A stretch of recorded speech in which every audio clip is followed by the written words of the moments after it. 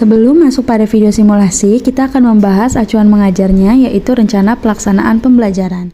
Di sini ada mata pelajaran ilmu pengetahuan alam, kelas 6 semester 2, materi pokoknya rotasi dan revolusi bumi, serta revolusi bulan. Alokasi waktunya 1 pertemuan atau 70 menit. Yang pertama ada A, yaitu kompetensi inti, menjelaskan kemampuan umum yang harus dimiliki siswa, mulai dari sikap spiritual, sosial, pengetahuan, sampai dengan keterampilan dasar. Selanjutnya ada bagian B, kompetensi dasar dan indikator. Bagian ini berisi kemampuan yang harus dikuasai siswa, yaitu memahami dan menjelaskan rotasi, serta revolusi bumi dan bulan. Ada C, tujuan pembelajaran, menjabarkan hasil belajar yang diharapkan. Seperti siswa diharapkan dapat menjelaskan rotasi dan revolusi bumi bulan, memahami dampaknya, serta menjawab soal untuk memperkuat pemahaman. Selanjutnya di sini saya menggunakan pendekatan discovery inquiry terbimbing dan model siklus belajar. Karena keduanya menekankan proses menemukan konsep lewat pengamatan langsung yang sangat cocok dengan materi ini. Lalu metode yang saya pilih yaitu ceramah interaktif, demonstrasi, dan penugasan individu dapat membantu siswa untuk memahami konsep dengan melihat pergerakan secara nyata lalu menguatkannya melalui latihan soal. Di sini ada bagian E, yaitu materi pembelajaran. Ada rotasi bumi, revolusi bulan, semua beserta dampak-dampaknya. Bagian F ada media dan sumber belajar, ada buku paket IPA, alat peraga, dan video singkat. Berikut adalah contohnya. Buku paket IPA sebagai media dan sumber belajar. Selanjutnya ada media alat peraga, bumi yang bisa berotasi, bumi yang bisa berevolusi, dan juga yang terakhir yaitu bulan yang bisa berevolusi. Selanjutnya ada media lain yaitu video singkat sebagai alat bantu untuk menjelaskan materi. Selanjutnya ada bagian G, langkah-langkah pembelajaran. Di sini ada 3 tahapan, ada kegiatan pendahuluan, kegiatan inti, berisikan 3 fase dari model siklus belajar. Fase pertama ada eksplorasi, demonstrasi guru. Fase kedua ada pengenalan konsep, visualisasi video. Selanjutnya ada fase ketiga, penerapan konsep, simpulan, dan penugasan. Tahapan terakhir ada kegiatan penutup. Bagian langkah-langkah pembelajaran ini akan lebih jelas saat diterapkan di video simulasi mengajar. Bagian terakhir dari RPP ini ada bagian H, yaitu penilaian. Yang pertama penilaian sikap, kedua pengetahuan, dan yang terakhir itu ada penilaian keterampilan. Assalamualaikum warahmatullahi wabarakatuh. Selamat pagi anak-anak.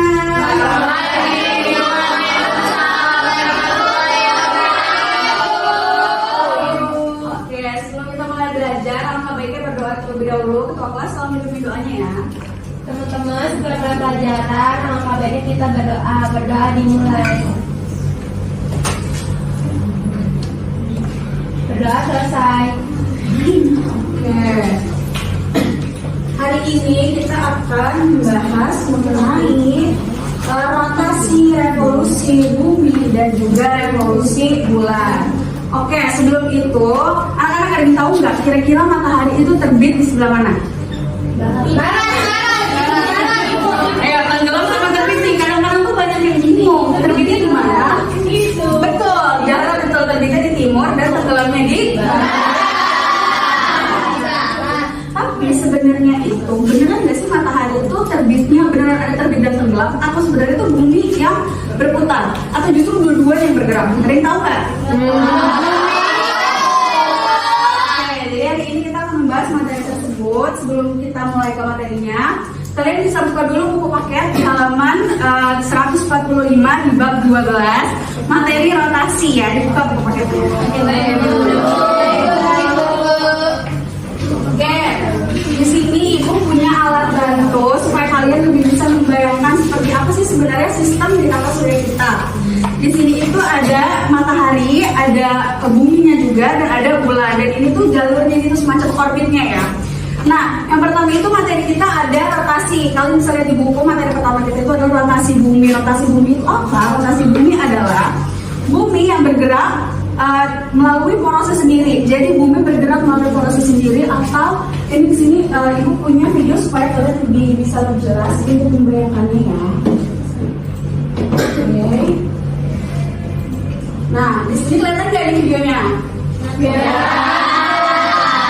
Yang sebelah sini itu bumi yang bergerak pada porosnya sendiri, yang sebelah sini kena matahari. Bumi yang kena matahari, makanya kita bisa merasakan yang namanya siang, pagi dan siang. Yang sebelah sini bumi yang nggak kena sinar matahari, kita bisa merasakan malam. Jadi salah satu dampak dari rotasi bumi itu kita bisa merasakan yang namanya siang dan malam. Oke, kita bisa merasakan satu hari penuh bumi berputar pada porosnya itu selama 24 jam. Jadi kita bisa merasakan perubahan hari itu dari rotasi bumi kayak gitu. Dan yang kedua itu dampak dari rotasi bumi ada juga kita bisa merasakan perubahan waktu. Di Indonesia perubahan waktu ada berapa? Ada yang tahu nggak? Enggak. Betul, perubahan waktu di Indonesia itu ada 3, ada apa aja? WIB.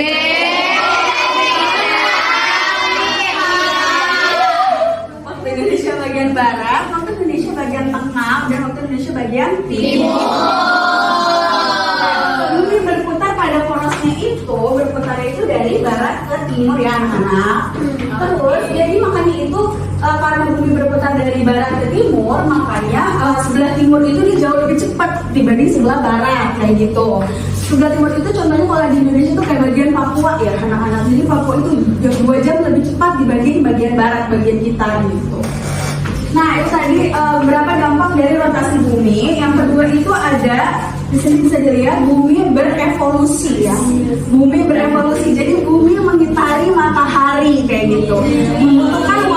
Membutuhkan waktu sebanyak 365 hari plus 6 jam. Jadi yang kita tahu 1 tahun itu 365 hari. Tapi sebenarnya itu bumi itu berputar pada plus 6 jamnya anak-anak gitu. Nah plus 6 jamnya itu kalau kita kumpulkan selama 4 tahun, kita bisa merasakan yang namanya tahun kabisat. Ada yang tahu nggak tahun kabisat itu apa? Tahun kabisat itu tahun yang terjadi di bulan Februari tanggal 29. Jadi kita itu merasakan 29 Februari itu setiap 4 tahun sekali anak-anak.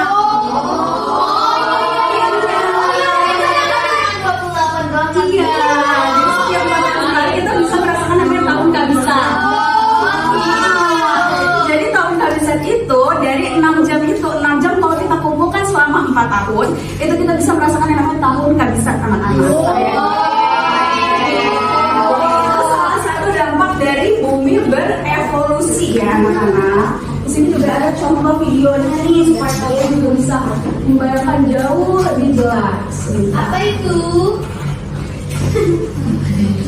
Oke, nah, jadi sebenarnya itu selain bumi berputar pada porosnya, bumi juga berputar mengelilingi matahari anak-anak.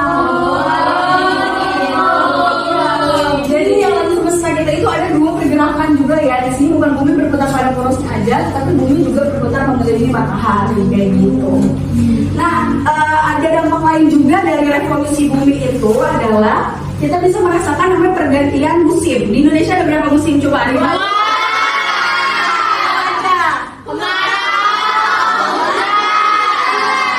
Tapi ada yang tahu nggak kenapa di Indonesia cuma ada 2 musim? Kenapa? Karena Indonesia itu di dekat garis khatulistiwa anak-anak. Negara yang di dekat Indonesia kayak Malaysia, Thailand itu bisa merasakan cuma 2 musim aja. Tapi di negara lain itu bisa merasakan 4 musim. Ada apa aja coba? Salju.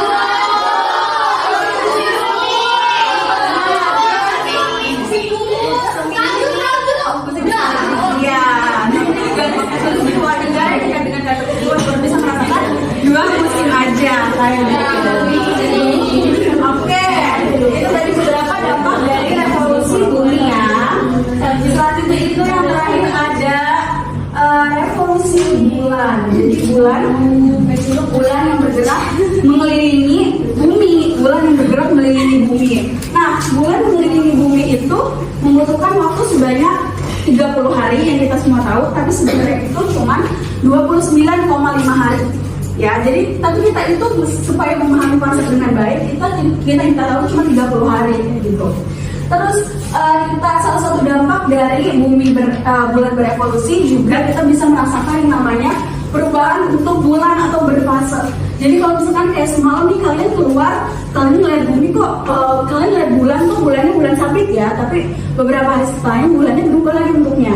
Nah itu salah satu dampak dari bulan yang berevolusi. Di sini ada bulannya, kita bisa melihat. Yang kita lihat di bumi itu seperti ini. Bulannya tuh berubah dan ini namanya orbitnya. Jadi bulan ditarik bumi namanya revolusi bumi anak-anak. Nah, kita lihat seperti ini ya, bulannya nanti berubah-ubah bentuk saat kita dengar bulannya berfase anak-anak. Ya, nah salah satu dampak dari revolusi bulan. Yang lainnya juga kita bisa merasakan, kalau tadi kan revolusi bumi itu kita bisa merasakan tahun kehabisan. Nah, revolusi bumi juga itu sebenarnya sebagai dasar penentuan tahun Masehi. Jadi tahun kita ini 2024, 2025 kan namanya itu kalender Masehi ya. Nah, kalau misalkan revolusi bulan itu sebagai dasar penentuan dari kalender Hijriah, kalender Islam kayak gitu. Jadi kalender Islam yang kita lebaran kan itu pergantian tahunnya. Itu kan dihitungnya berdasarkan dari revolusi bulan anak-anak kayak gitu. Dan kalau tahun Hijriah itu dia jauh lebih singkat dibanding tahun Masehi. Tahun Hijriah cuma 354 hari. Berdasarkan 29,5 itu, yang satu bulan itu dikali 12 bulan. Cuma 354 hari, jauh lebih singkat dibanding tahun Masehi gitu. Ya. Nah, hari ini kita membahas 3 tadi ada apa aja? Rotasi bumi, revolusi bumi, sama yang terakhir bulan ya. Nah, oke, selanjutnya itu setelah kalian mendengar penjelasan ibu dengan seksama, ibu akan membagikan tugas. Tugasnya itu ada di buku konten kalian halaman 145, bagian C itu ada 5 soal aja. Kalian bisa menjawab itu berupa penjelasan setelah kalian mendengar penjelasan ibu, dan kalian bisa lihat di buku konten juga, bisa ada penjelasannya juga. Nah, kerja kalian telah kita selembar aja. Nanti setelah waktu pulang ke sekolah, nanti akan ibu ambil kertasnya dan baru boleh pulang, oke? Oke. Few moments later. Oke, ini udah masuk waktu pulang. Tugasnya dikumpulkan ya anak-anak ya. Oke. Nah, setelah ini kita kan udah membahas tadi tentang rotasi bumi, akibat-akibatnya, revolusi bumi, akibat-akibatnya, dan juga revolusi bulan. Setelah ini ibu akan cek tugasnya dan kalian boleh langsung pulang ya. Ibu tutup pembelajaran hari ini.